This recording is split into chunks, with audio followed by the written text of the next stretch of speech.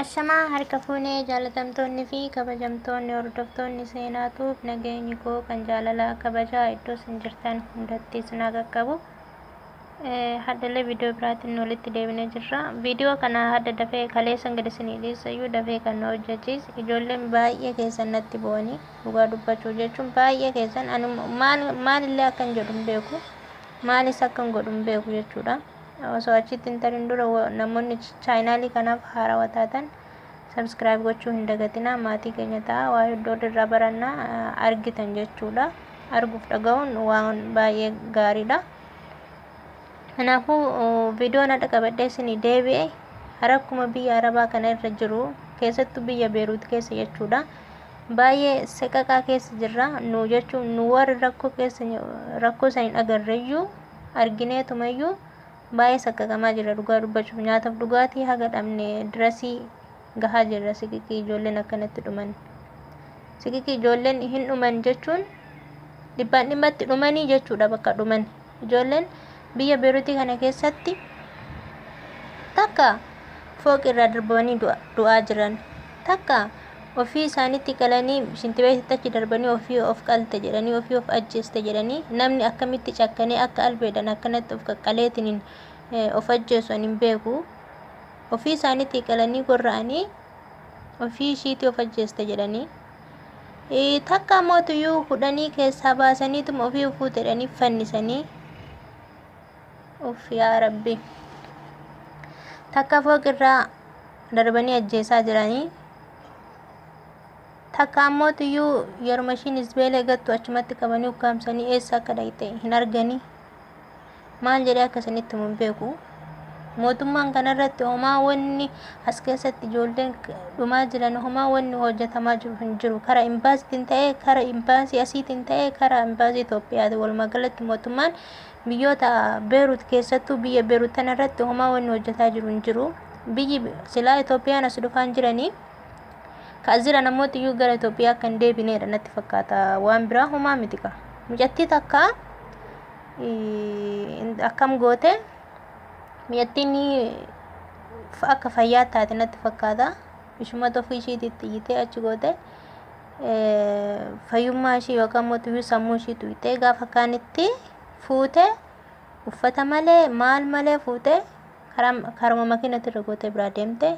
Poolisoonni qabanii maal jennaan hojii hin hojjettu nawaan waame na jalaa sun dubbattu hin waamtu na jalaa hin awwaattu hojii sun hojjettu kana soon jedhee malsi naan deebistu jettee achuma gootee biraa deemuuf taate. Achii poolisoonni qabanii jennaan mucattii ani hin barbaadu birrii waggaa tokko na bira turte birriillee hin kennineefi hin hojjenne kanaafiyyuu ani hin barbaadu hin jetteeti jechuudha. Kan ishiin akkas goote mucattiin hin dubbattu maqaan keeyyuu eenyu hoo jetteen siin deebistu biyyi keetuu eessa hoo jetteen siin deebistu wanta akkasiin hin dubbattu afaanuma addaan hin qabattu. Maaliif akkas akka taateen intalli irraa hin beeku. Kanaafuu rakkoo kana hundatu jira. Maali akka goote akkas gooteyyuu eenyutu beeka. Hin gaafataman bara hin gaafatamanii osoo gaafatamanii intala akkasitti ofii isaaniitti qaqqalanii shintibeetii keessatti darbaniitiin ofii of ajjeeste jedha san abbaan akkasitti sooshaal miidiyaa irratti baheetiin akkasitti iyyee maraatu san kinoo haga ji'a lama wanni intala sanii wanni beekamu hin jiru. Karaa mootummaatiin ta'e karaa maraanuyyuu karaa seeratiin wanni haga ammaa waa'ee intala sanii wanni godhame hin jiru. Wanni ifatti bahame hin jiru. Haga ammaa osoo abbaan akkasitti boo'u osoo abbaan akkasitti maraatu osoo ijoolleen as keessa jiran u'uuf jedhanii intala saniif wanni takka wanni godhame hin jiru. Yookaan mootuyyuu irmijaa isaan mangistii asii kanarratti fudhatan hin jiru.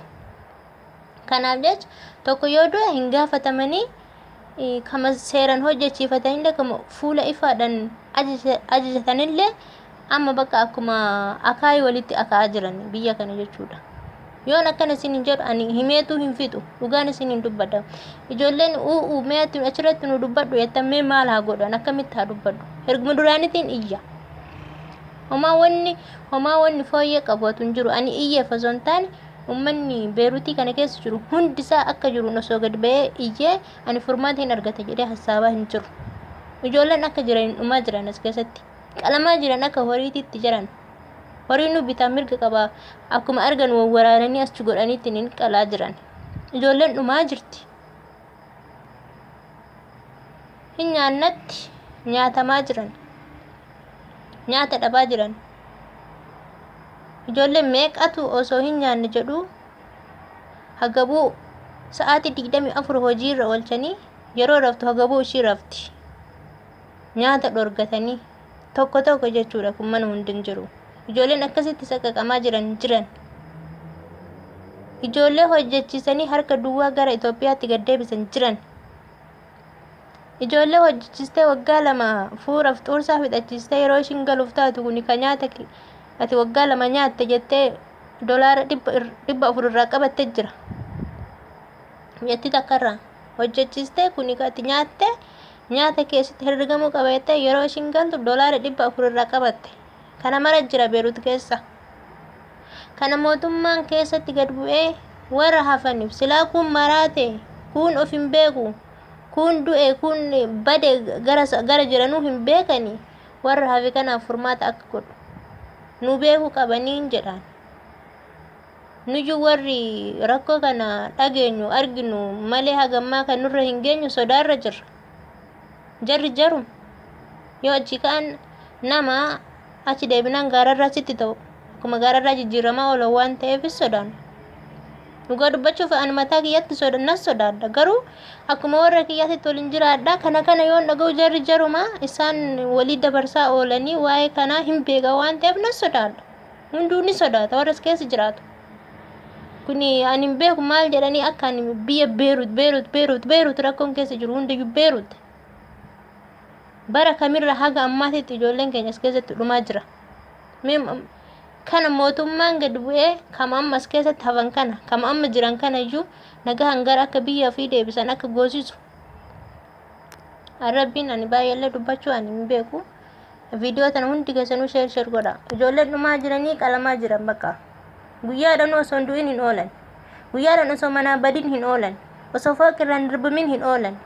Bakka dhumaa jiran.